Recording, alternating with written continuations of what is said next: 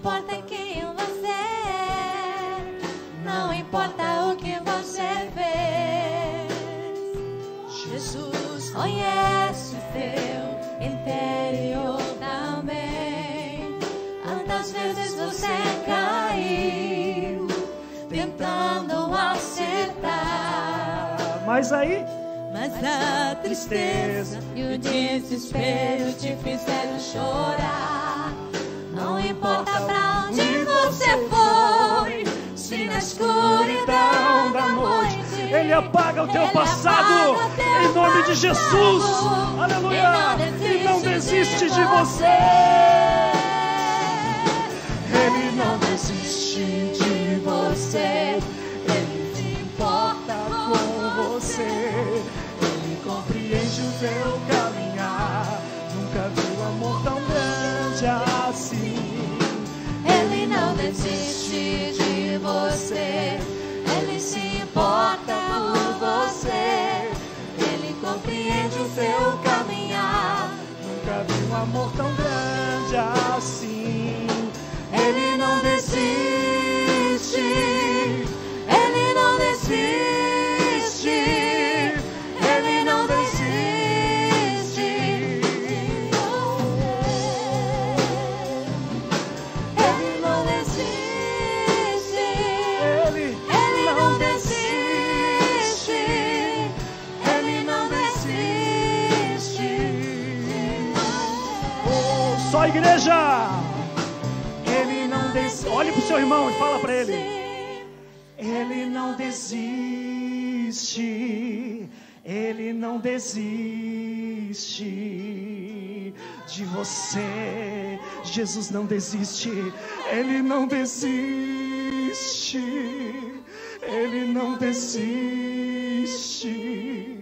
Ele não desiste de você. Aleluia! Louvado seja o Senhor, aleluia! Digno é o Senhor, digno é o Senhor. Oh, aleluia! Vamos abrir o nosso coração. Abrimos o nosso coração, Senhor, nos rendemos a Ti, Jesus. Oh, Espírito Santo, nessa manhã, Senhor, Tu és a única pessoa que atrai a nossa atenção a este lugar. Tu és a única pessoa, Senhor, que pode mudar, Senhor, a história. Tu és o único que põe as vírgulas, Senhor. Oh, Tu és o único. Entre o Rei Jesus, o Rei da glória, eu abro meu coração. Abra o seu coração, meu irmão. Eu abro meu coração. Prepare o seu coração para entrar o Rei da glória. Jesus, o Rei da glória, eu abro meu coração. Sim, Eu Senhor. abro meu coração Para que tenha um coração puro. entre o Para que haja um coração puro. Jesus, o Rei da glória, eu abro meu coração. Eu abro meu coração para que entre o Rei Jesus, o Rei da glória. Eu abro meu coração. Eu abro meu coração para que entre o Rei Jesus, o Rei da glória. Eu abro meu coração. Eu abro meu coração para que entre o Rei Jesus, o Rei da glória.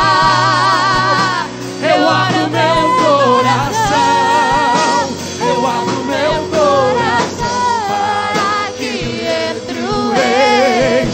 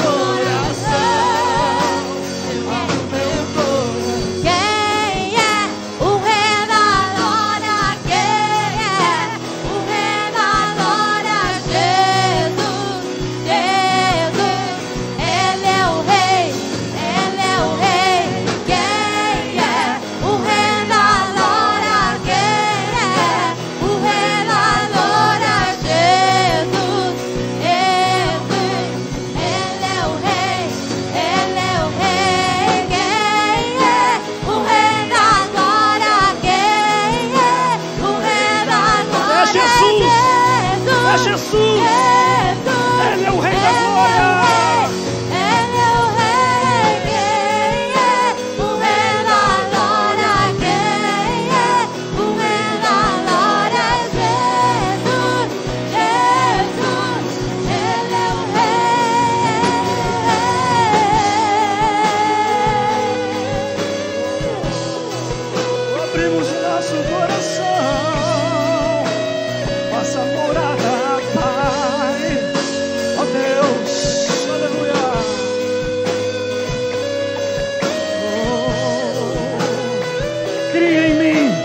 Coração puro e renova em mim, Senhor, o teu espírito, um espírito inabalável. Aleluia.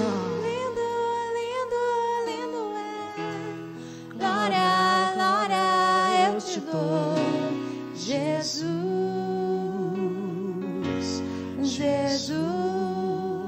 Tudo que tu faz, Lindo, lindo, tudo que tu és, glória, toda a tua obra, Senhor, eu te dou, é tudo lindo, Senhor. Jesus. Aleluia.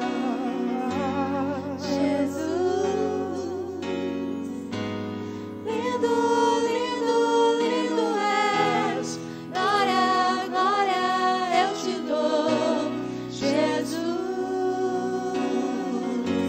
Jesus. Lindo, lindo, lindo és.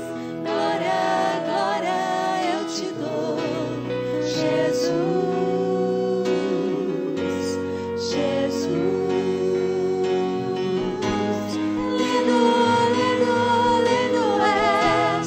Glória, glória eu te dou, Jesus, Jesus. Lindo, lindo, lindo és. Glória, glória eu te dou, Jesus, Jesus. Todo lindo, lindo, lindo, lindo és. Glória, glória eu te dou, oh, traga o céu à terra, Jesus. Lindo, lindo, lindo és. Glória, glória eu te dou, Jesus, Jesus. Me leva na sala do trono, mostra a tua beleza, quero ver tua face. Me leva na sala do trono, mostra a tua beleza, Quero ver tua face. Me leva à sala do trono. mostra a tua beleza, quero ver tua face. Me leva A sala do trono, mostra a tua beleza, quero ver tua face. Me leva à sala do trono, mostra a tua beleza, quero ver tua face. Me leva à sala do trono, mostra a tua beleza, quero ver tua face.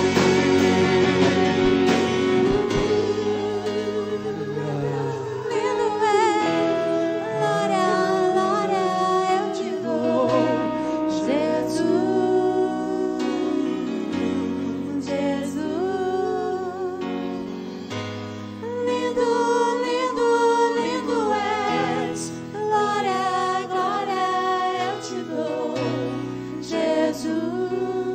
Jesus. Seja bem-vindo aqui. Aleluia. Lindo, lindo, lindo Seja és. bem-vindo na nossa vida. Glória, Entra no glória nosso eu te coração dou, essa manhã. Jesus. Que a tua palavra possa surtir efeito na nossa vida. Que teu Espírito plane sobre esse lugar.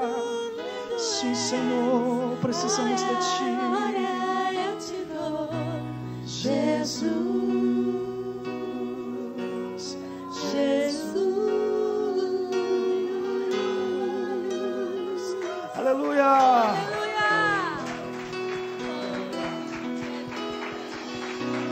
Aleluia. Eu quero chamar o pastor Paulo. Aleluia. Aleluia. Deus é fiel nessa manhã. Eu queria que você estendesse a tua mão para cá. Aleluia. E como palavra de Deus diz, nessa manhã o teu coração esteja receptivo, pronto para ouvir e guardar. Que o inimigo não venha roubar essa semente que será semeada nesta manhã. No nome de Jesus nós declaramos, Pai, sobre a vida do teu ungido, Senhor, nesta manhã, Senhor, que teu Espírito Santo, Senhor, tenha liberdade em tudo que tu queres fazer através da vida dele. Faça o que te apraz, Senhor. Tu és o mestre por excelência e nós somos apenas vasos, Senhor, e aqui estamos, Pai, e pedimos que a tua graça continue abundante sobre a vida do teu ungido, no nome de Jesus. Amém. Aleluia. Glória ao teu nome, Jesus. Você pode se sentar. Aleluia, Jesus. Obrigado, Senhor, por essa manhã. Obrigado, Jesus. Porque todas as coisas são feitas por você e para você. Espírito Santo de Deus, encontra a liberdade nos nossos corações para passear aqui, Senhor. Mas não só passear, para nos tocar também. Precioso Espírito Santo, nós dependemos de você. Nós precisamos de você. Nós amamos você, Espírito Santo de Deus. Bendito é o teu nome, Jesus. Teu nome significa Jeová salva. Jesus, teu nome é santo, teu nome é bendito, teu nome representa a tua pessoa, o teu ser. Espírito Santo de Deus, nós te amamos, Pai. A quem chamamos de Deus, nós amamos você. E queremos descobrir as profundezas, as larguras, Senhor, a dimensão ou as dimensões do Senhor. Espírito Santo de Deus, nos leva nesse lugar. Obrigado, Senhor, por esse bálsamo nos nossos corações. Senhor, obrigado porque o Senhor nos amou primeiro, por isso nós podemos te amar.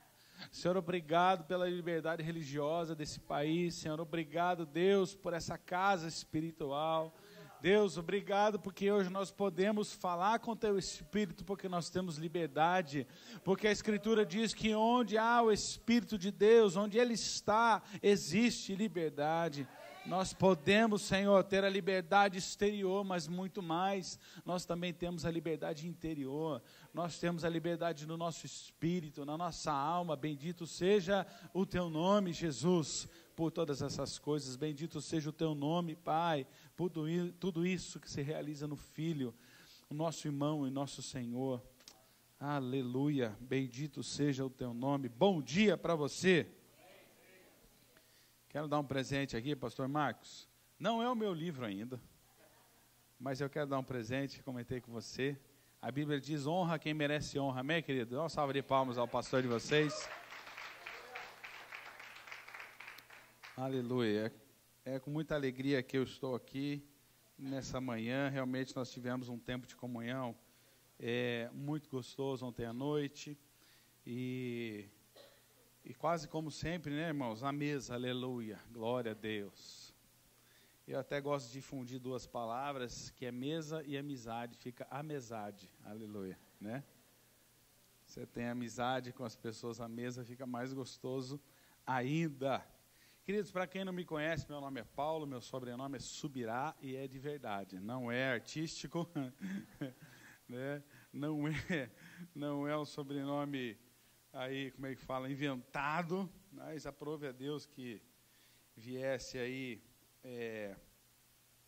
que viesse da língua acho que é do Catalão, lá da Espanha, e caiu o TZ no final, e ficou um subirá de subir. Por isso, meu salmo preferido é o Salmo 24, quem subirá ao monte do Senhor, aleluia. Eu gosto bastante, mas não é só por causa do subirá, não, é porque fala do monte de Deus, que é o lugar que a gente deve procurar, amém, queridos? Ele fala quem subirá, porque exige algum esforço, né? Exige alguma atitude da nossa parte. Então, eu estou aqui acompanhado da minha esposa, Juliana, estamos completando esse ano, vamos fazer 21 anos de casado, Deus seja louvado. Parabéns, amor, pela sua paciência comigo nesses anos todos, né? Juntos já vamos para 25 anos, acompanhado da minha filha Sara, a mais velha, Samara, a mais nova, e também o Samuel, né, que esse mês faz 20 anos, não está aqui conosco. Só essa, exatamente. Bem observado. Eu vou aproveitar a história, essa particularidade. O grupo pequeno a gente consegue interagir mais, é gostoso, né? Eu lembro de uma família que morava perto da casa dos meus pais, e eles tinham 6 filhos, aquele casal, e todos com o nome M. E aquilo nunca saiu da minha cabeça, acho que é por isso também que deu esse monte de S aí, mas Deus foi falando os nomes e a gente foi pondo. E amém, glória a Deus, aleluia. Queridos, eu quero falar bem rapidamente, o mais importante é a palavra. Eu queria que você tivesse a certeza de que se eu não subisse aqui, nós já fomos abençoados por Deus, amém, queridos? Mas cada um contribui com a sua porção, eu creio que Ele pode usar a minha vida, então esteja com o coração aberto para receber a palavra. Eu servi um ministério em Curitiba, somos paulistas, nos radicamos no Paraná servindo a Deus, junto com o Luciano Subirá, meu irmão pastor, na comunidade evangélica Alcance, em Curitiba e outras cidades, também através do Ministério Orvalho.com, eu não sei se você já ouviu falar, depois você baixa o aplicativo, entre no site. Eu fui administrador desse ministério e da editora por 14 anos. No ano passado, Deus disse para nós mudarmos de cidade, de estado, de país. Já tínhamos mudado de cidade, já tínhamos mudado de estado, e dessa vez foi um nível de país. Nós estamos aqui na América por uma palavra de Deus, e temos servido a Igreja de Jesus, especialmente nas igrejas brasileiras. Nesse tempo que a gente está aqui, tem sido bênção para nós, e é uma alegria de verdade conhecer vocês a partir dos pastores, né, os líderes ali na nossa reunião. E eu quero servir vocês, continuar servindo vocês da mesa do Senhor. Você não precisa abrir a Bíblia ainda, mas eu quero que você saiba o que Jesus fala no famoso Sermão da Montanha. Você já ouviu falar? Capítulo 5 de Mateus, verso 6, diz assim: bem-aventurados os que têm fome e sede de justiça, porque eles serão fartos. Você pode repetir comigo? Bem-aventurados os que têm fome e sede de justiça, porque eles serão fartos, serão saciados, né? Terão a sua fome e sua sede completas aqui, saciadas. Queridos, a gente não consegue descobrir coisas do reino de Deus se a gente não tiver fome e se a gente não tiver sede. Falando em sede, me deu uma sede agora. Paulo, você pode tomar sua água também? A gente não consegue alcançar aquilo que Deus tem para nós se a gente não tiver fome e sede de justiça. Eu creio que a falta de fome, normalmente ela está relacionada ou a uma doença, que o normal é sentir fome. Sim ou não, querido? O normal é sentir sede. Ou doença, ou que já morreu. Né? Morto não tem fome nem sede. E a gente precisa investigar o nosso coração para avaliar o que tem feito a gente ter sede ou fome. E eu quero também dizer para vocês que um texto da palavra de Deus invadiu meu coração também nessa manhã, e eu creio que tem a ver bastante com vocês. Enquanto a gente estava aqui desde o início da reunião, e tirando essa imagem, eu vi outras duas, elas mostravam águas. E João capítulo 5 diz assim: depois disso havia uma festa entre os judeus, e Jesus subiu a Jerusalém. Ora, em Jerusalém há, próximo à porta das ovelhas, um tanque, chamado em hebreu Betesda, o qual tem 5 alpendres. Neste jazia uma grande multidão de enfermos, cegos, coxos, paralíticos, esperando o movimento das águas. Porquanto um anjo descia, e certo tempo ao tanque agitava a água, e primeiro que ali descia, depois do movimento da água, sarava de qualquer enfermidade que tivesse. Diga amém. Queridos, a gente precisa ter um coração relativo a esse nome que batiza essa igreja. Nós precisamos ter na nossa consciência que muitas vezes nós somos pegos na mesma situação desse homem, que o versículo 6 diz assim, versículo 5. Havia ali um homem há 38 anos enfermo. Existem áreas da nossa vida que às vezes a gente não percebe, são 5, 10, 15, 20, 30 anos e de repente você descobre que não tinha vida naquele lugar, você descobre que não estava frutificando, você descobre que alguma coisa não estava bem, alguma coisa não estava funcionando, e eu quero estar à disposição de Deus hoje para ser um enviado que agite as águas para que Deus cure o seu coração em algum lugar, amém, querido? Porque a Bíblia diz que o tanque sempre estava ali, e a água é a representação da palavra de Deus. Muitas vezes a gente sabe a palavra, a gente conhece a palavra. Eu, por exemplo, quando eu aprendi a ler, meu pai fazia eu ler 7 capítulos da Bíblia antes de sair brincar na rua. Para alguma coisa serviu, aleluia. Foi muito bom, ajudou a memorizar a Escritura. Os nossos filhos foram estimulados desde pequeno, todos eles já leram a Bíblia completa, né? Alguns mais de uma vez, 2, 3, porque a gente precisa conhecer. A Bíblia diz, a própria Escritura, que a fé vem pelo ouvir e ouvir a palavra de Cristo. A gente precisa, ao ler, você está ouvindo, especialmente se você ler em voz alta, você está fazendo 2 exercícios. E aqui a Bíblia diz que entrando pela porta do quê? Das ovelhas.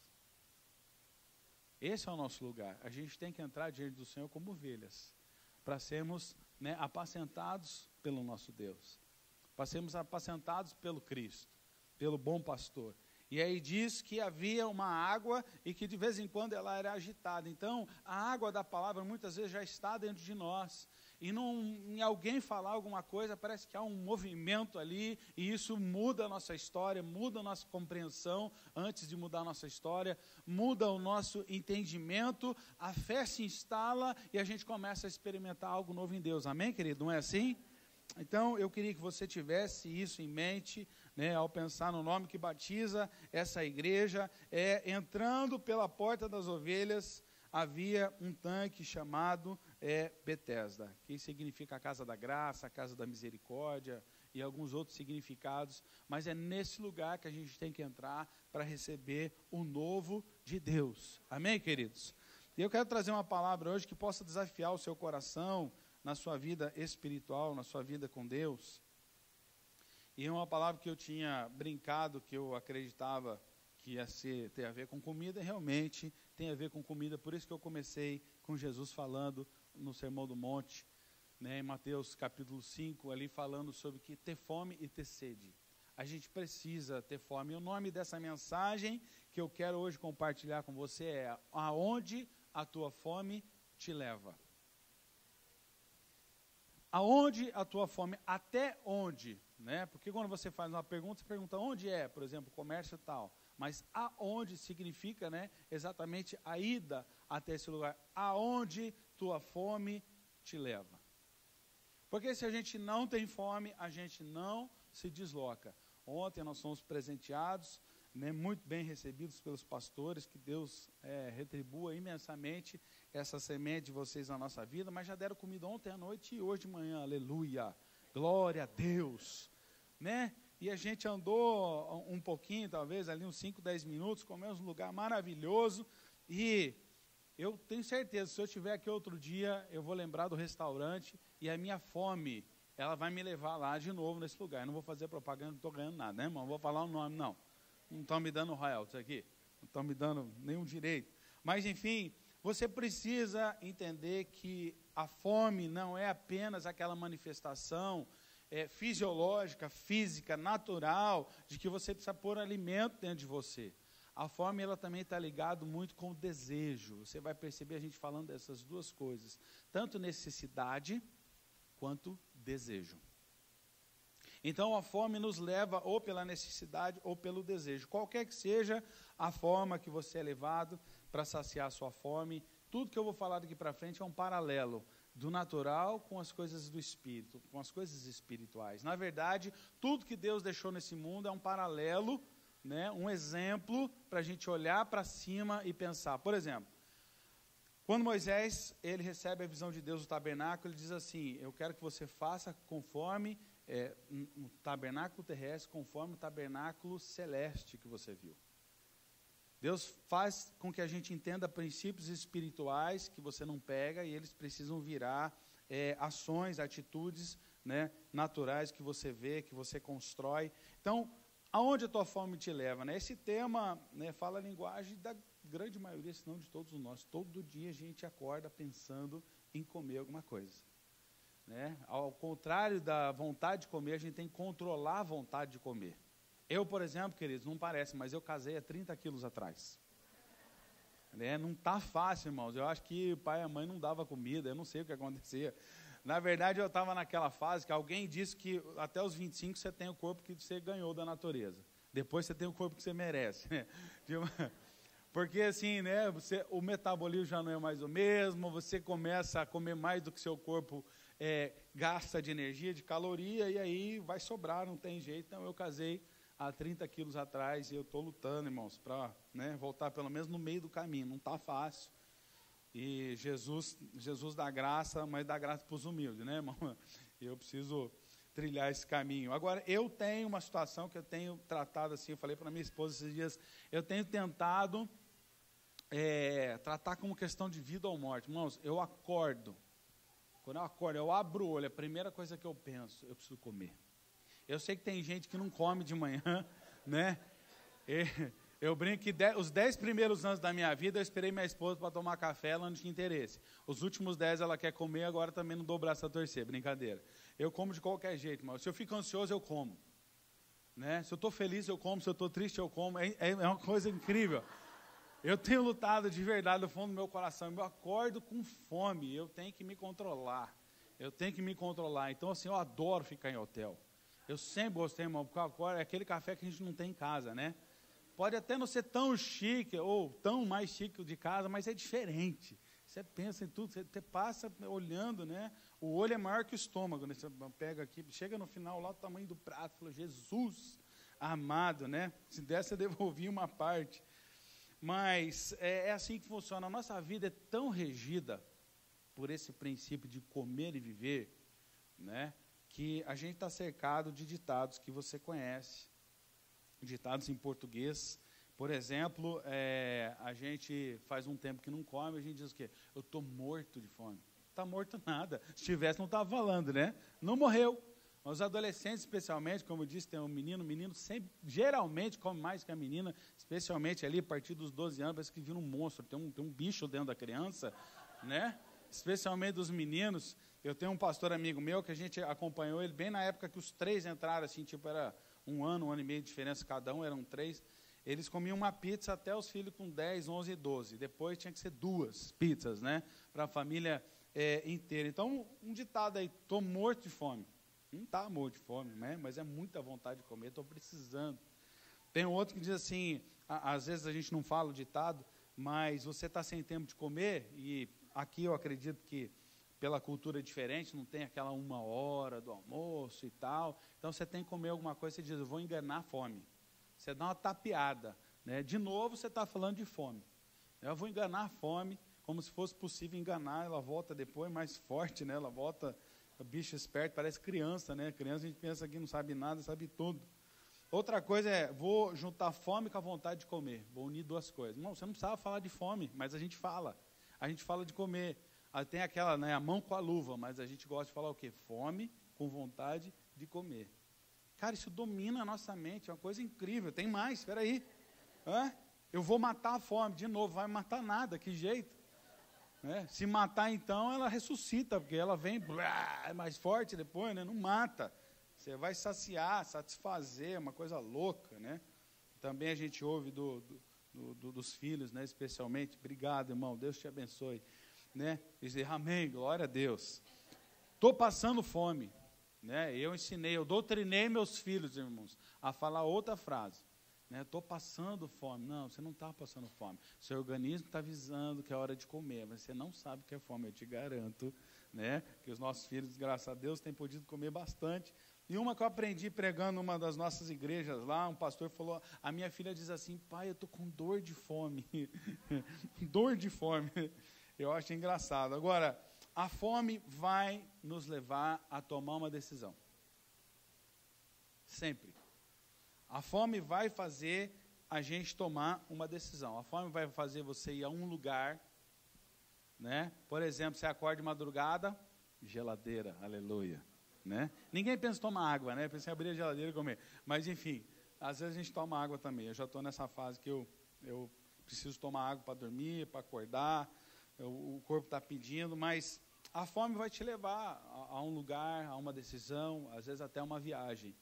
Eu acredito que alguns aqui vão se lembrar de algum caso, de onde saiu, para onde foi, só para poder comer alguma coisa que estava com muita vontade. Então, aonde tua fome, lembrando que é o natural, num paralelo espiritual, aonde tua fome tem te levado?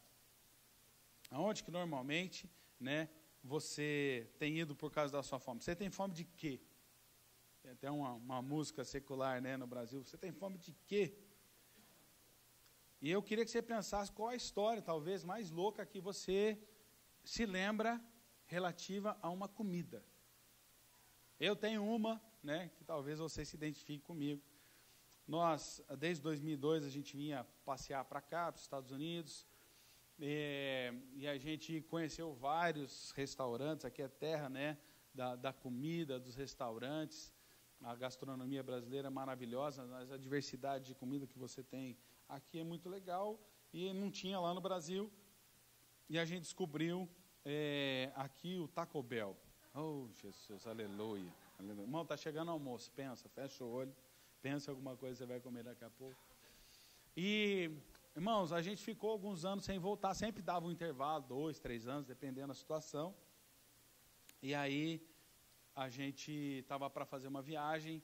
A gente é de Campinas, nós somos criados em Campinas, nos encontramos, casamos, tivemos 2 filhos, e os parentes por parte da Juliana ainda estão por lá, e era aniversário de um sobrinho, por parte dela, um sobrinho nosso, e aí a gente decidiu ir.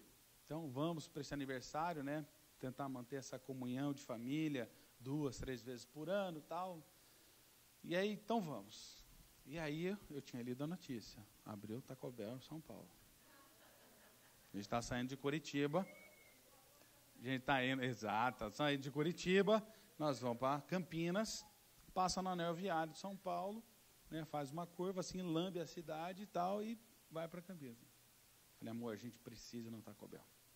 Eu estou com vontade de Taco Bell, né? A menina tinha dor de fome, eu estava com fome de Taco Bell.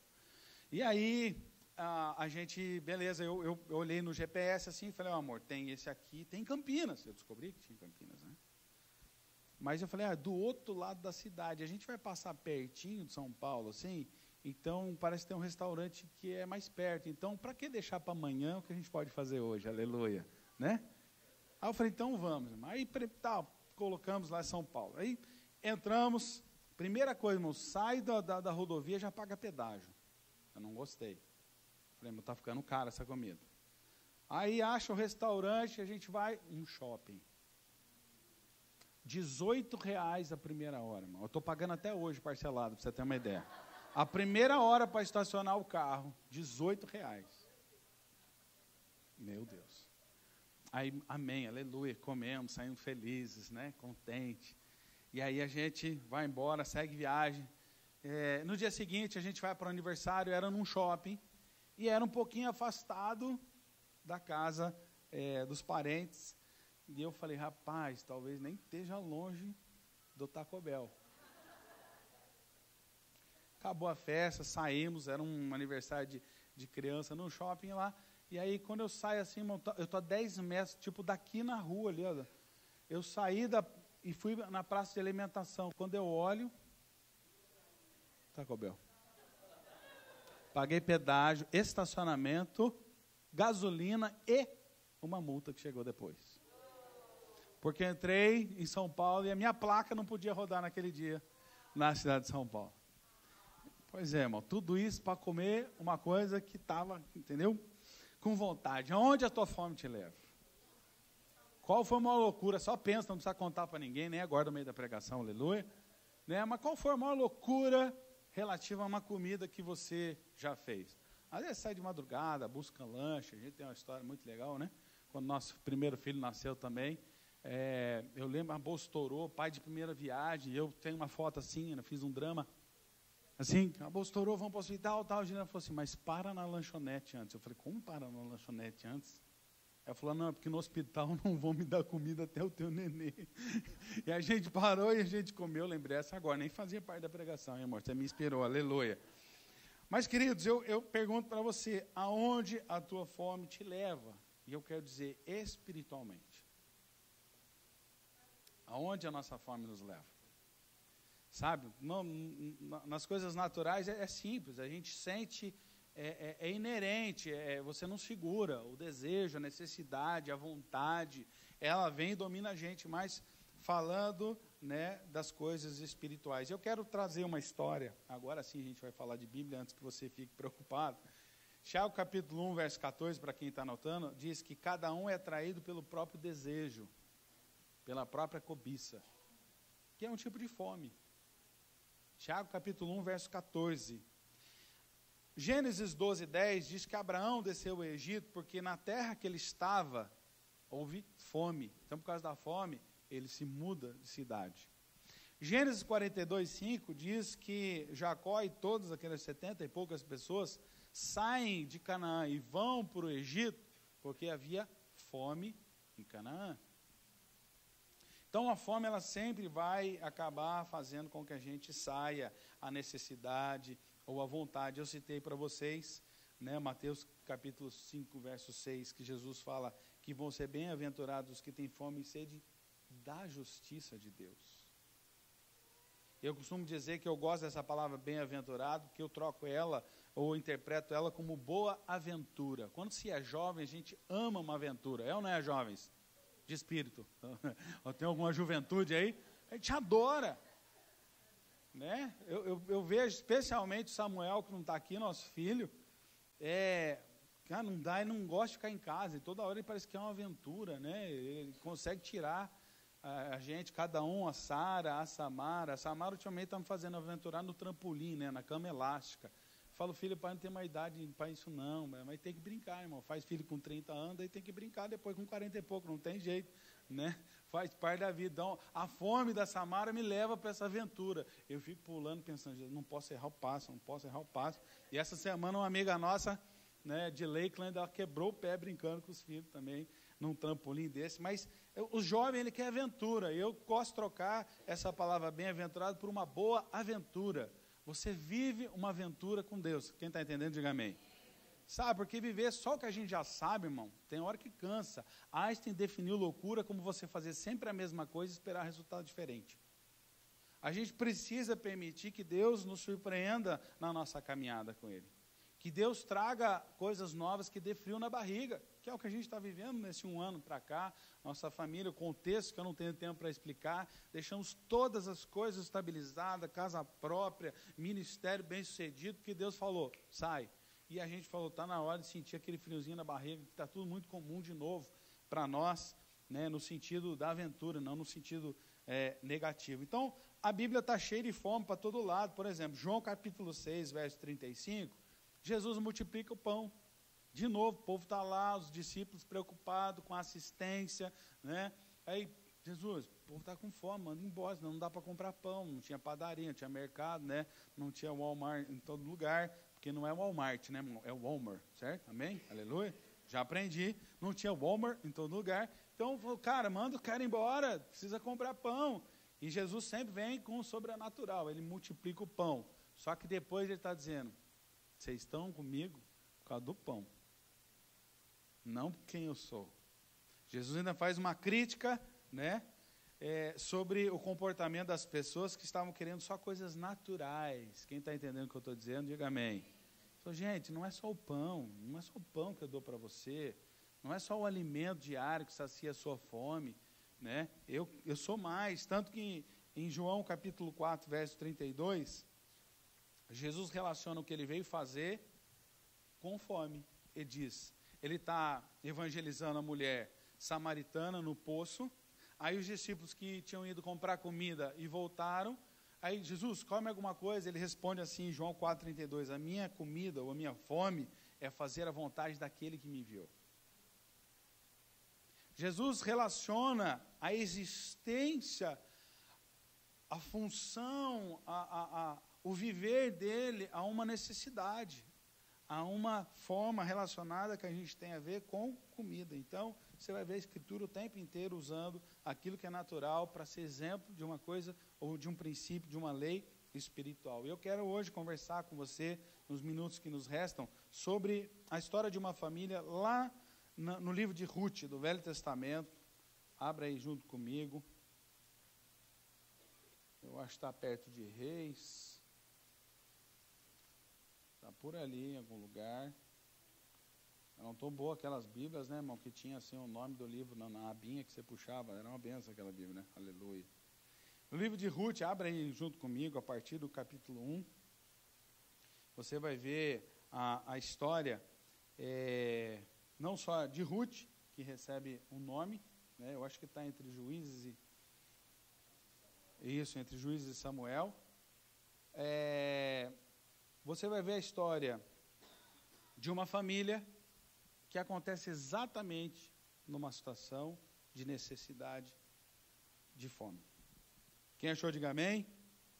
Quem não achou, corre aí, irmãos, vai lá. Sucedeu que nos dias em que os juízes julgavam, houve uma fome na terra, pelo que um homem de Belém de Judá saiu a peregrinar nos campos de Moabe, ele, sua mulher e seus 2 filhos. E era o nome deste homem Elimeleque, o nome de sua mulher Noemi, os nomes dos seus 2 filhos, Malom e Quilion. Tá aí, ó, quem vai ter gêmeos aí, aleluia. Malom e Quilion, efrateus de Belém, de Judá. Vieram aos campos de Moabe e ficaram ali. Morreu Elimeleque, o marido de Noemi, ficou ela com seus 2 filhos, os quais tomaram para si mulheres moabitas. E era o nome de uma órfã e o nome de outra Ruth. E ficaram ali quase 10 anos, até o versículo 5. E morreram também ambos, Malom e Quilion, ficando assim essa mulher desamparada dos seus 2 filhos e do seu marido. Olha para mim, querido. Perfeito enredo, com todo carinho. Eu falo isso para uma novela mexicana, né? Para uma novela da Globo, para o que você quiser, para um filme, para uma minissérie, né? Que aqui é a terra das séries. Então, você tem tudo, irmão. Você tem a família, você tem o contexto, você tem o drama, você tem os personagens, enfim, está aqui. Qual foi o motivo pelo qual eles saíram? Por causa da fome. Não tinha comida naquela terra. Eu quero explorar 3 pontos nessa mensagem, de maneira simples, objetiva, para que você compreenda alguns princípios que eu acredito serem uma revelação por trás dessas histórias. Quando você lê o Novo Testamento, você já percebeu isso, é tão fácil de entender o Novo Testamento, eu não me sinto enfadonho, eu não sinto cansado, eu sinto que o Novo Testamento, assim, ele é mel com açúcar, né? É gostoso, você lê instruções tão práticas para a sua vida. Quando você lê o Velho Testamento, você tem que ler a história inteira de uma pessoa, tudo que aconteceu, porque Deus está usando como exemplo da manifestação da sua bondade através de uma família, de uma tribo, de um povo, para que a gente aprenda, né, e seja inspirado. Eu acredito que lá em Timóteo diz que toda a Escritura é inspirada por Deus. Você pode dizer amém, querido?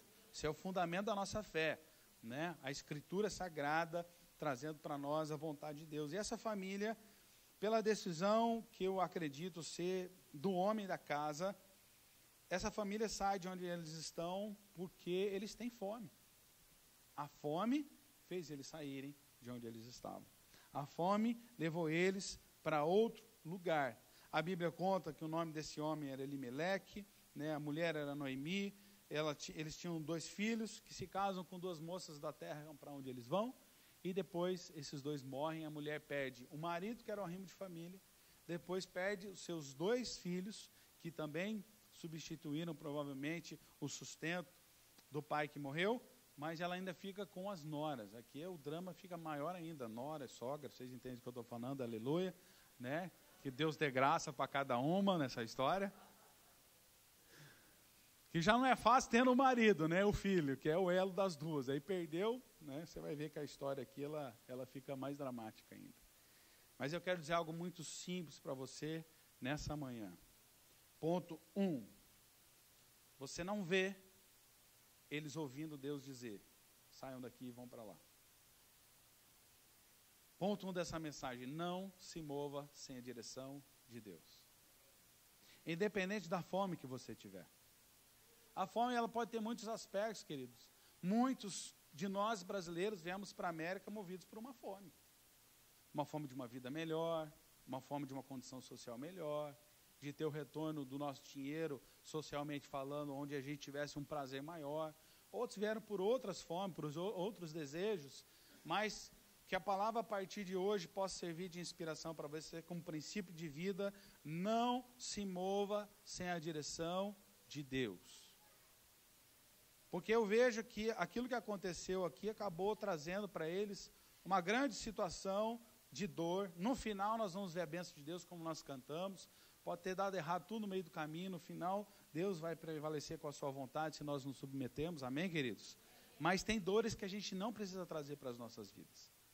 Paulo escreve a Timóteo, diz assim, o amor ao dinheiro é a raiz de todos os males. Não é o dinheiro, é o amor ao dinheiro. E muitos de nós, às vezes, amamos o dinheiro, nós temos fome, nós temos cobiça de ter, não importa o quanto você tem, né? Mas e a gente acaba trazendo dores para a nossa vida. E essa é uma família que passou muitas dores. É interessante que eu quero explorar os nomes, eu gosto muito de nome, eu falei do nome que batiza a igreja de vocês. Elimeleque, que significa Deus é o meu rei. Então, o Deus é meu rei, eu imagino ele num culto como a gente aqui na congregação, ei, Jesus é o nosso rei, tal, ele está lá cantando e tal, mas na hora que ele tem que tomar uma decisão, ele não tem o governo de Deus na vida dele. Porque rei fala sobre governo, aquele que legisla, que regula, aquele que diz o que deve ser feito. Então, ele tinha no próprio nome, o nome daquele que deveria ter sido alguém que o guiasse. Eu não vejo ele consultando a Deus. É a minha forma de ver. Eu creio que você pode concordar ou discordar, mas fica um princípio por trás do que eu estou te ensinando. Elimeleque significa, então, Deus é o meu rei. Mas você não vê ele fazendo uma oração. Deus, nós estamos passando uma situação difícil. Eu como pai da casa, ou a esposa junto com ele, você não vê eles consultando ao Senhor. É interessante que Noemi significa deleite, delícia. E Malom e Quilion, um significa fraco, o outro significa doente, irmão. Nome ruim para pôr em filho, né? Meu Deus do céu. E aquilo que é fraco, que é doente, uma hora acaba não servindo para nada, né? E esses dois, infelizmente, morrem no meio do caminho. É interessante também que a Bíblia fala no versículo 4 que eles ficaram ali quase 10 anos. 10 é número de prova. Não é um tempo necessariamente literal nas nossas vidas. Há um tempo que Deus traz algumas circunstâncias para que o nosso coração seja provado. E 10 como 10 do dízimo, 10 como os 10 espias que disseram que não criam naquilo que aconteceu, entre os 12. 10 é sempre um número que está ligado a um teste, né, que prova o nosso coração. Então, eles passaram esse tempo todo. A mulher fica sozinha com os filhos, que depois morrem também, e ela fica só com as noras, e Ruth significa amizade, e Orfa significa gazela. Esses são os nomes dessas pessoas. Mas mais interessante até é o nome dos lugares. A Bíblia diz assim, nos dias em que os juízes julgavam, houve uma fome na terra. Que terra? Belém de Judá. E depois diz que eles eram efrateus, ou seja, eram 3 regiões, mais ou menos como, não país, cidade, estado, mas estado, cidade, distrito, alguma coisa assim, um condado, mas tinha 3 divisões. Judá significa louvor. Belém significa casa do pão. E Efrata significa frutífero. Eles saíram do lugar que era frutífero, eles saíram da casa do pão, que significa Belém, e eles deixaram Judá, que é um lugar de louvor, de gratidão. E esse é um paralelo com o lugar espiritual, que às vezes a gente está com Deus, a gente está bem, a gente está agradecendo, não importa a circunstância, mas de repente alguma coisa tira o motivo da nossa alegria, tira aquele lugar onde a gente está diante de Deus, contente com qualquer situação, como Paulo diz, eu aprendi a ser satisfeito na fome e na fartura. Quando eu tenho pouco, quando eu tenho muito, eu aprendi, porque para mim, querido, é a minha definição, felicidade está relacionada à circunstância e ao que a alma deseja. A alegria, ela vem do Espírito. Você vai ver lá no Novo Testamento, que é um fruto, um aspecto do fruto do Espírito. Então, você se descobrir alegre em Deus, não é necessariamente você estar feliz, na minha definição. Se ela servir para você, amém. Às vezes a gente não está feliz, mas está alegre. Está entendendo o que eu estou dizendo? Não é o que eu queria. Eu não queria estar nesse emprego, não queria estar ganhando esse salário, não queria estar morando nessa casa, não queria estar andando nesse carro. Pode ser até não queria estar nessa igreja, mas você tem que aprender a ser alegre com o que Deus faz na sua vida. Porque às vezes você não está feliz por causa das circunstâncias, dos valores que você deu para algumas coisas. E não porque você ouviu Deus falar o que você tem que fazer. Eu tenho sido testado muito, Deus tem me feito ser alegre, mesmo quando eu não estou feliz. Porque a alegria é um fruto do Espírito. Você vê lá os apóstolos, né, os discípulos de Cristo, presos e louvando a Deus. Hebreus 13:15 fala sobre oferecer sacrifícios de louvor. É quando não está como você gostaria, mas mesmo assim você está adorando a Deus. Você está reconhecendo, você está reconhecendo que Deus está presente, que Deus está agindo. Agora eles saem de Efrata, onde é frutífero, de Belém, da casa do pão. Eles saem de Judá, que é um lugar de louvor. Eles sabem para onde eles vão? A Bíblia diz, Campos de Moabe. Moabe significa do seu pai. Eles saíram de um lugar onde tinha a bênção, a aliança de Deus, e eles vão para o lugar onde tem a maldição de Deus. Porque Moabe é filho de Ló com as suas filhas. Foi um incesto praticado. Foi uma situação onde Deus não queria que aquilo acontecesse, tanto que a lei depois vem repreendendo, fazendo com que a gente entenda que aquilo não é o certo a se fazer. Mas elas fazem aquilo, geram uns filhos, e a Bíblia diz que eles não podiam entrar na congregação dos santos. Os moabitas não podiam entrar na congregação. Eles não podiam entrar na igreja. Havia um impedimento espiritual para eles. Quem está entendendo diz amém. Então, espiritualmente, há lugares que muitas vezes a gente não consegue estar em comunhão com Deus, porque há um tipo de pecado, e a gente precisa verificar isso com a ajuda do Espírito Santo. Então, eles saem de um lugar de aliança com Deus, e vão para um lugar onde não há aliança com Deus, pelo contrário, em vez de bênção, há maldição, porque ali Deus estava estabelecendo um princípio. Não é porque ele amava mais e amava menos alguém, mas porque ele tinha que fazer com que essas pessoas viessem para a aliança.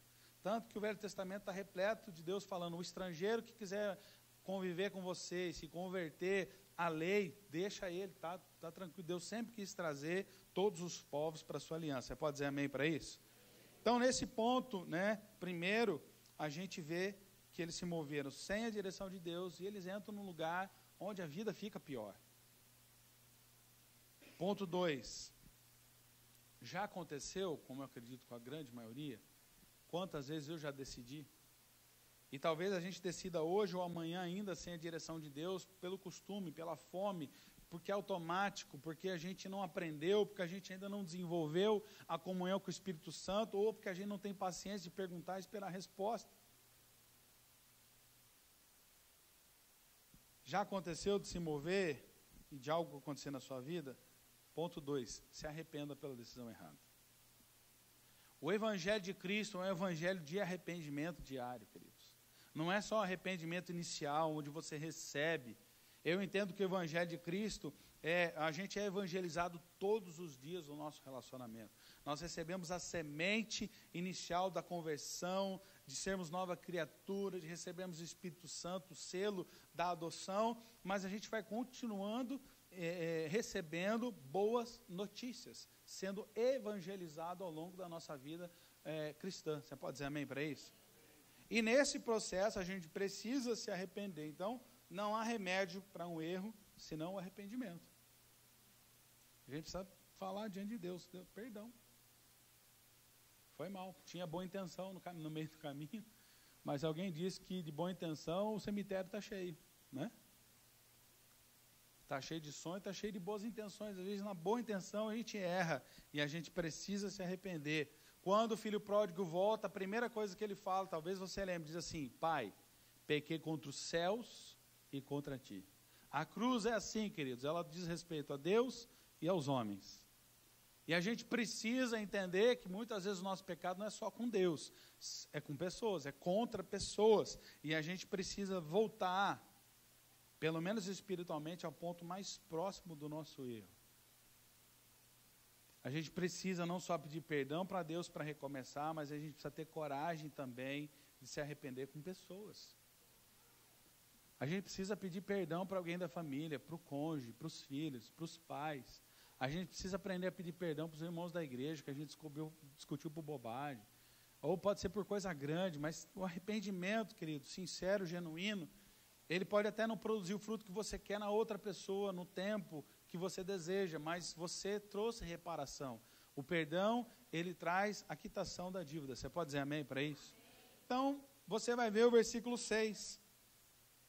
Então se levantou ela com as suas noras e voltou dos campos de Moabe, porque na terra de Moabe ouviu que o Senhor tinha visitado o seu povo, dando-lhe pão. Olha para mim, querido. Ela está lá no lugar agora, ela deixou o lugar, que eu entendo que ela não deveria ter deixado, há um princípio aqui, ela estava no lugar de frutificação, da casa do pão, por um momento não tinha comida. Talvez, irmão, eu vou brincar aqui, né, para exemplificar. Tinha 10 tipos de pão na terra, mas naquele mês só tinha 9, por causa de um. Não, eu estou com fome, não tenho o que eu quero comer. A pessoa sai daquela condição da bênção e entra numa situação de maldição. É interessante que ela diz assim, o texto diz que ela ouviu, mas para sair ela não ouviu. Para voltar ela ouviu, graças a Deus. E é isso que nós estamos ouvindo nessa manhã, amém, igreja? Não deu para ouvir na saída, vamos ouvir na volta, amém, glória a Deus. E uma das coisas mais importantes que a gente precisa trabalhar dentro dessa situação, queridos, é que a gente vai ter que aprender a perdoar a si mesmo. A gente não vai só perdoar, não vai só receber o perdão de Deus, não vai só pedir perdão para outra pessoa, mas a gente precisa aprender também a se perdoar. E a gente precisa, se houver pessoas no meio do caminho da nossa direção errada, a partir, né, da nossa própria família, como era a situação, eu imagino, né, a tristeza desse homem se ele tivesse ficado vivo. A gente sabe que muitas pessoas no leito de morte, elas dizem perdão. Perdão. Eu pensei que ia ser diferente. Às vezes você quebra nos negócios, não é humilde para dizer perdão, eu não entendi que era para ser assim. Às vezes você falha dentro do casamento, qualquer que seja a área, não pede perdão, falha na educação dos filhos, esquece de pedir perdão, ou não quer pedir perdão por causa do orgulho. E são essas 3 pessoas que eu vejo que a gente precisa desenvolver essa capacidade de deixar o perdão agir.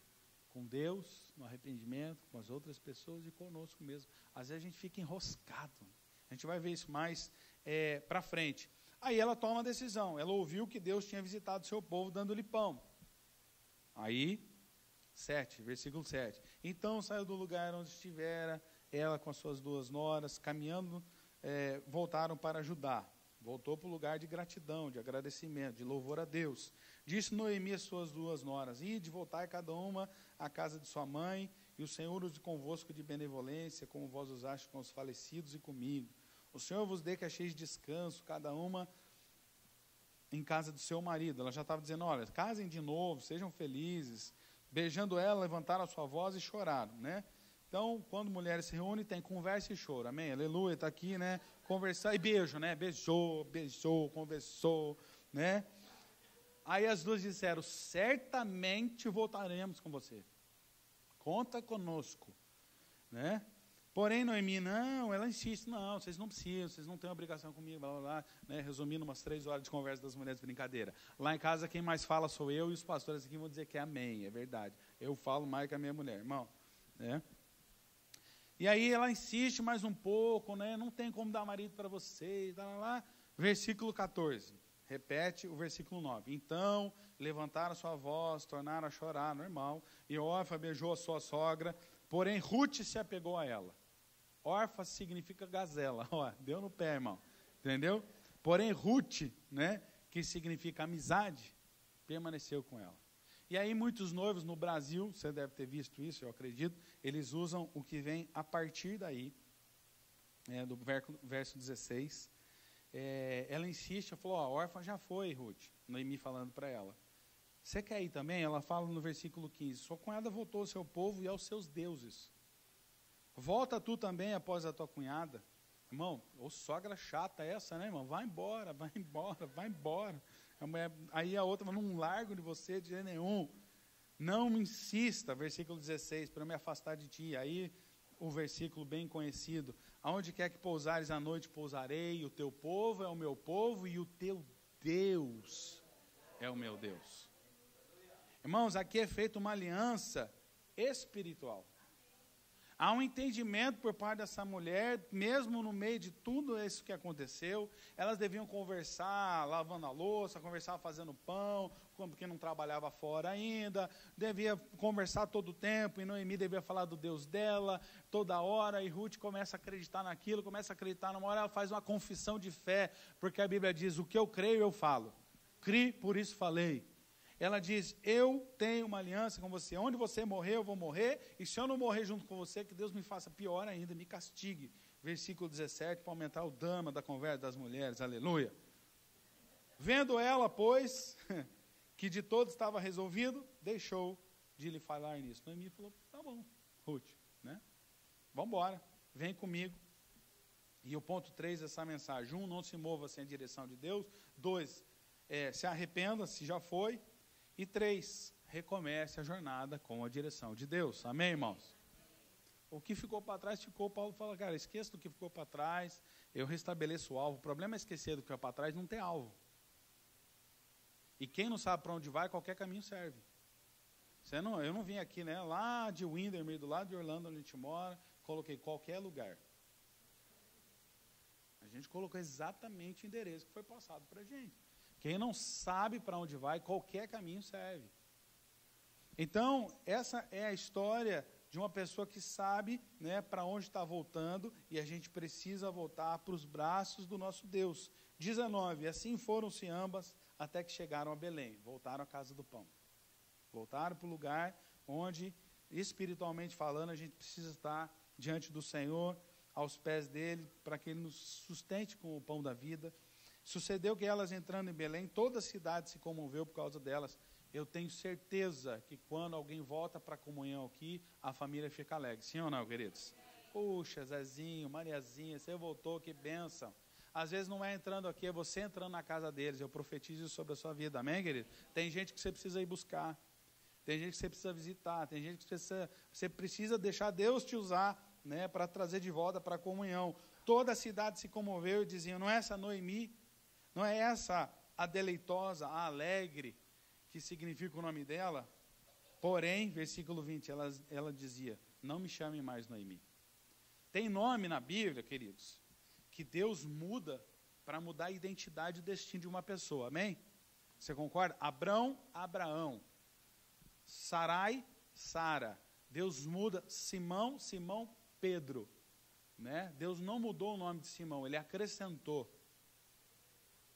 Isso é importante você saber, porque Simão significa ouvinte.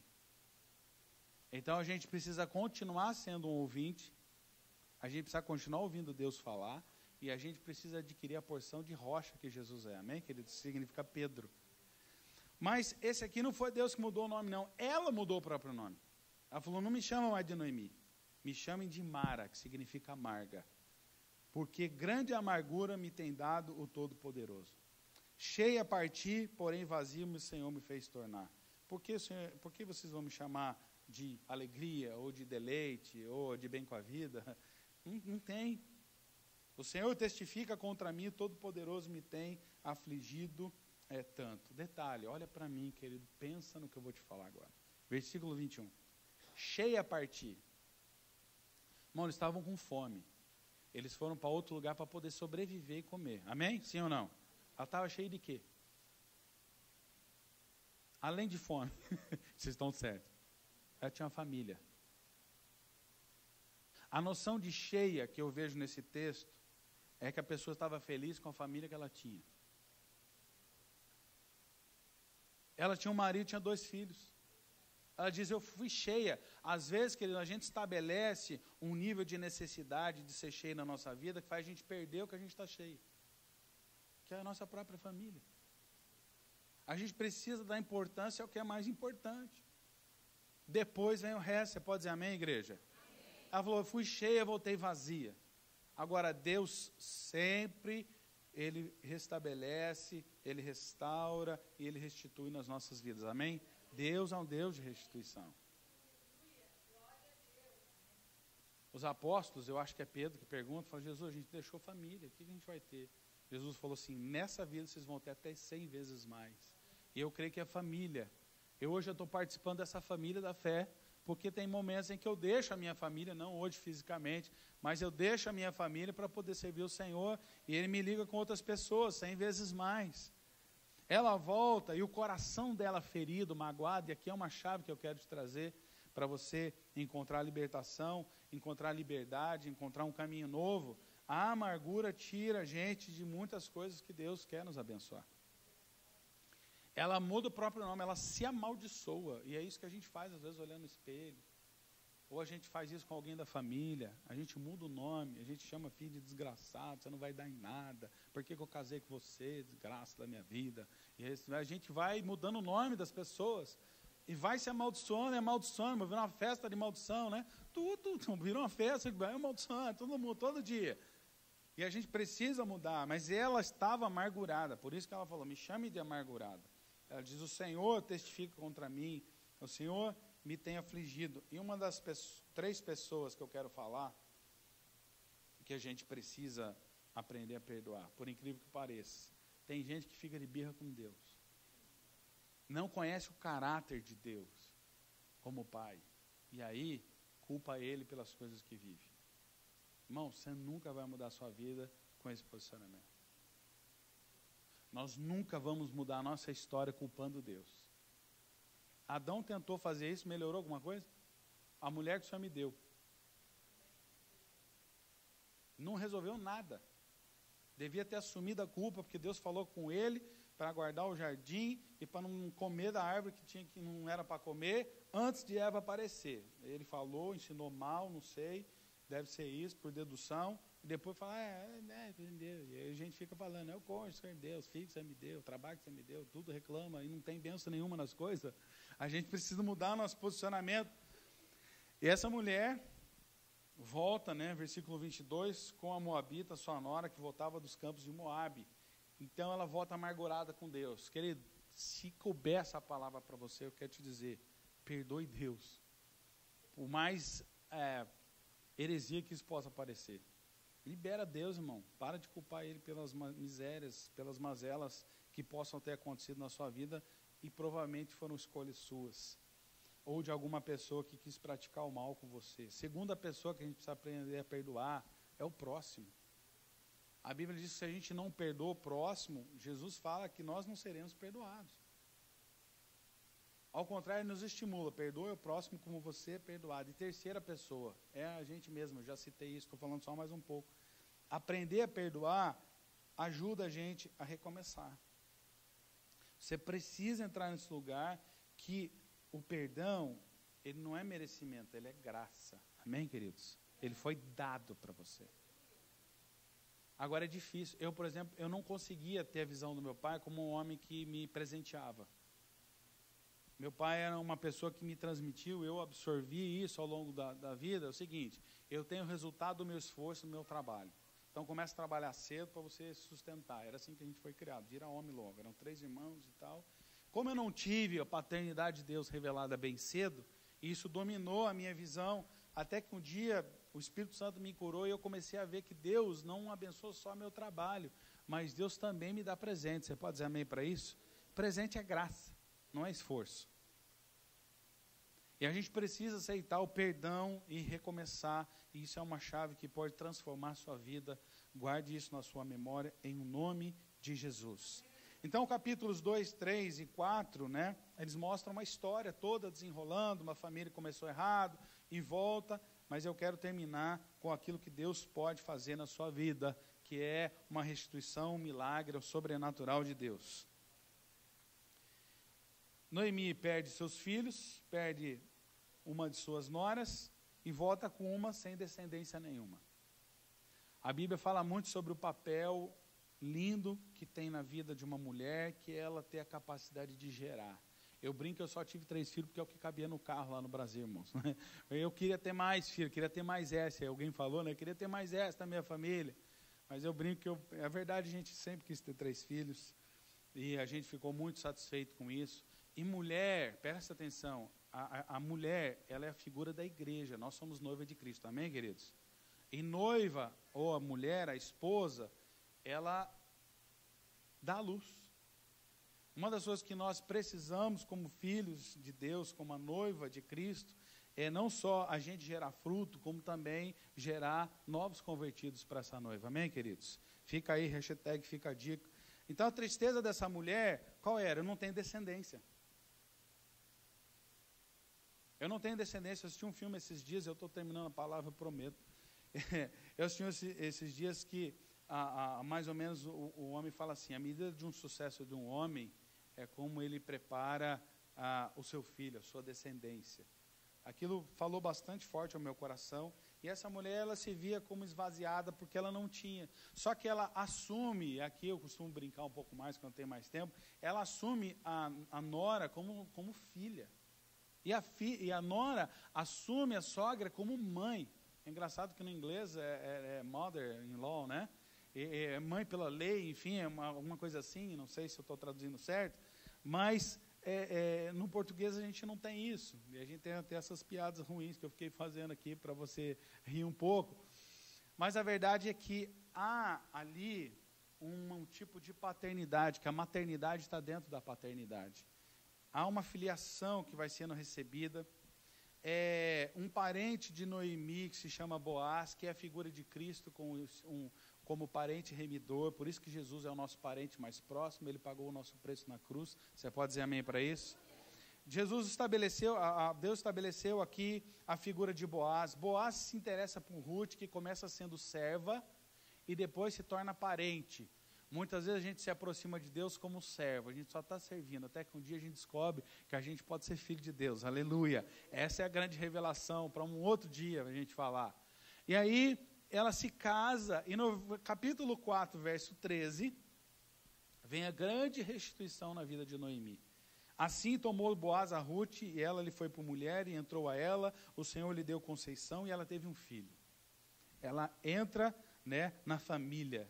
Então, as mulheres, as mesmas que receberam Noemi chegando, dizendo, eu sou Mara, eu sou amarga, disseram, bendito seja o Senhor que não deixou hoje de te dar remidor, aquele que te resgata, e seja o seu nome afamado em Israel, o nome do remidor. Ele te será recriador da alma. Ele vai te trazer não só felicidade, mas vai te trazer alegria, conservará a tua velhice, pois tua nora, que te ama, o teve, e ela é melhor do que 7 filhos. E Noemi tomou o filho da filha, que antes era nora, colocou no seu regaço, colocou no seu colo, foi a sua ama. E as vizinhas lhe deram um nome, dizendo, a Noemi nasceu um filho, e chamaram o seu nome Obed. Esse é pai de Jessé, pai de Davi. Essa mulher consegue entrar na ascendência de Jesus Cristo, queridos. Olha o tamanho do milagre. Então deixa eu falar para você, você não tem ideia do que aquilo que você volta para Deus, o que Ele pode fazer de frutificação na sua vida. Sabe, queridos, eu sou de uma família que eu olhava para o meu pai e meu irmão, são pastores, eles são homens de Deus, amém. Eu sou uma pessoa simples aqui, vou continuar sendo aquilo que eu posso ser, mas o Espírito Santo, à medida que eu me voltava para os caminhos do Senhor em todas as áreas da minha vida, Ele foi trazendo frutificação muito mais abundante do que eu jamais sonhei na minha vida. Eu quero desafiar você nessa manhã, fechar os seus olhos agora e ouvir o que o Espírito Santo está dizendo ao seu coração. Qual é o lugar que você precisa voltar em Deus para voltar a frutificar? Para que haja um milagre muito maior do que você possa imaginar, porque a palavra dele diz que ele faz em nós muito mais do que nós pedimos ou pensamos, quando o seu poder opera em nós. Espírito Santo de Deus, eu sei que essa palavra, ela vem de encontro ao anseio dos meus irmãos. Eu sei que essa palavra vem de encontro não só para despertar a fome natural do almoço que se aproxima, mas também para despertar a fome e sede de justiça que o Senhor garante que vai nos saciar. Que esse seja o dia que o Senhor fez para que essa palavra seja um divisor de águas. O Senhor começa a ministrar o perdão agora aos corações. Começa a comunicar, Espírito Santo de Deus, com os teus anjos ministradores, como no tanque de Betesda. Começa a fazer com que os teus anjos, Senhor, passeiem nesse lugar, mas trazendo, Senhor, presentes, trazendo perdão, trazendo restauração, trazendo restituição. Até mesmo aquela que imaginava que nunca, jamais haveria perdão para os seus pecados. Espírito Santo de Deus, o Senhor vai muito mais além do que o nosso formato religioso. O Senhor é o Espírito de vida, e a Tua palavra diz que em Cristo, Senhor, a nossa vida está escondida, e nós precisamos, Senhor, então, ter entendimento através do Teu Espírito Santo, que a nossa vida depende exclusivamente daquele que é a videira verdadeira, sendo o Pai o agricultor, e do qual nós somos os ramos enxertados. Espírito Santo de Deus, nessa manhã, traz o Teu consolo, Teu refrigério. Perdoa o coração daquele que está, Senhor, se martirizando, que está se condenando, que está, Senhor, dizendo, puxa, eu sabia que eu não devia ter feito, mas eu fiz. Senhor, traz também o perdão ao coração daquele que acusa, o outro, daquele que diz, você não deveria ter feito. Senhor, perdão, ele é tão intenso, tão forte, Deus, que ele é o outro lado da moeda do amor, Pai. Se por um lado nós olhamos uma moeda e vemos o amor, nós podemos olhar do outro a mesma moeda e dizer que é o perdão, porque o perdão liberta, o perdão, ele permite que a vida continue, o perdão, ele restabelece os relacionamentos. O perdão, Senhor, é necessário na nossa vida contigo. Espírito Santo de Deus, que nessa manhã, cada coração que foi ministrado, Senhor, que talvez precise ou não receber um apelo que a gente fala, mas eu sei que o Teu Espírito já está produzindo um apelo nos corações, e apesar de resistir ao Teu Espírito, eu quero nessa manhã assistir mais alguns minutos, porque aonde a Tua fome te leva, querido? Se a tua fome nessa manhã está falando ao teu coração para vir fazer um conceito com Deus público, eu não vou resistir ao Espírito Santo, eu vou tentar entender o que o Espírito está falando. E se você precisa de um toque de Deus, eu quero que você possa sair do seu lugar com liberdade, sem condenação dos olhos de ninguém. Eu repreendo esse tipo de espírito no nome de Jesus, mas eu quero que você se sinta livre para vir aqui e ficar em pé, ou ajoelhado diante de Deus, ou ajoelhado no seu lugar, onde você quiser, mas onde há o Espírito do Senhor, aí é liberdade. E o Espírito do Senhor nos visita hoje, não apenas está em nós, não apenas está nesse lugar, mas Ele está movendo as águas. E eu quero te falar em nome de Jesus, permita que o Espírito Santo comunique a mensagem ao seu coração, não a mensagem do homem, mas a mensagem do verbo da vida, a mensagem da palavra. Verbo é a palavra em ação. Deixa o verbo da vida mudar a trajetória daquilo que você tem vivido até hoje. Talvez você esteja se condenando, mas não mais a partir de hoje. Recebe o perdão do Senhor.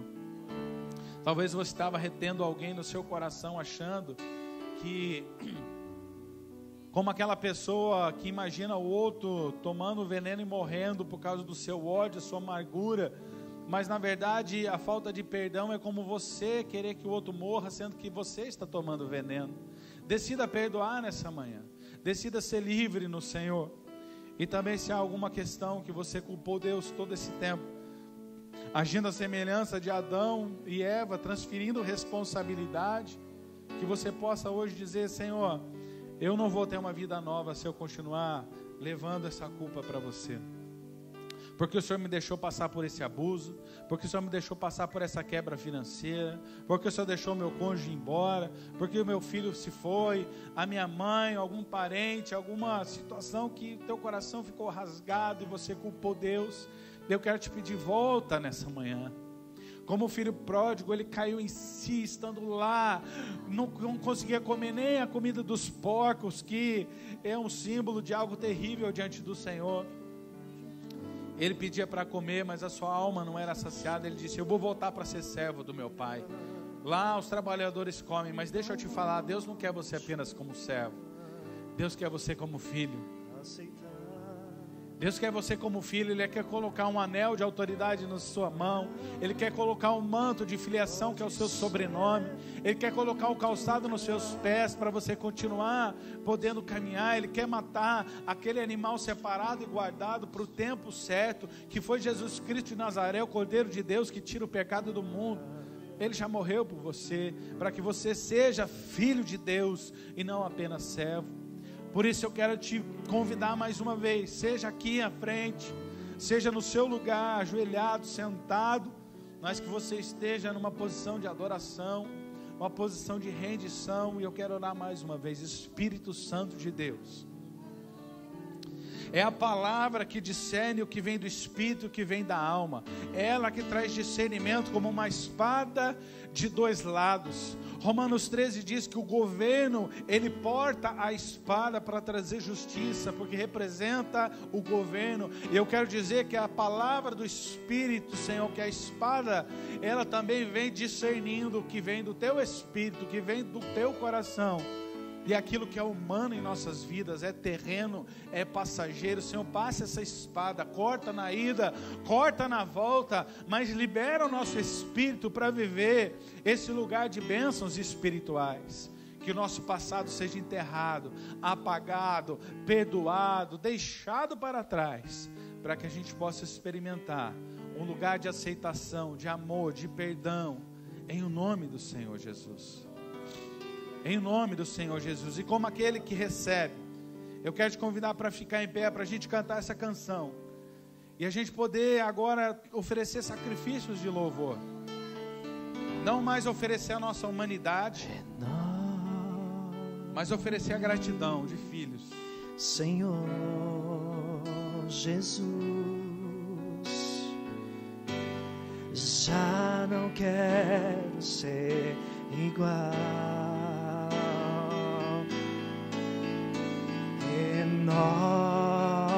Renova-me, Senhor Jesus. Põe em mim teu coração, porque tudo que há dentro de mim necessita ser cuidado, Senhor, porque tudo que há dentro do meu coração necessita mais de ti. Salmo 51:10. Cria em mim, Senhor, um coração puro, renova um espírito inabalável. Renova-me, Senhor Jesus. Já não quero ser igual.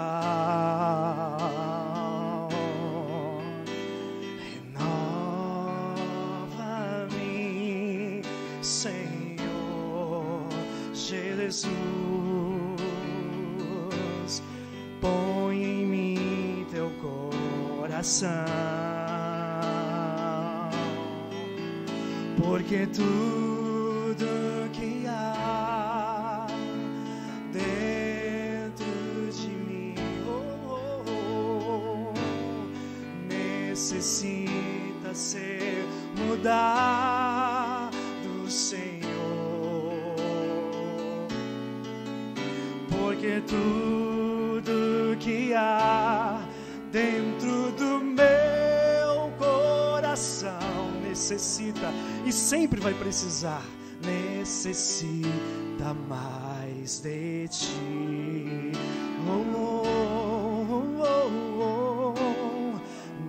Necessita mais de ti.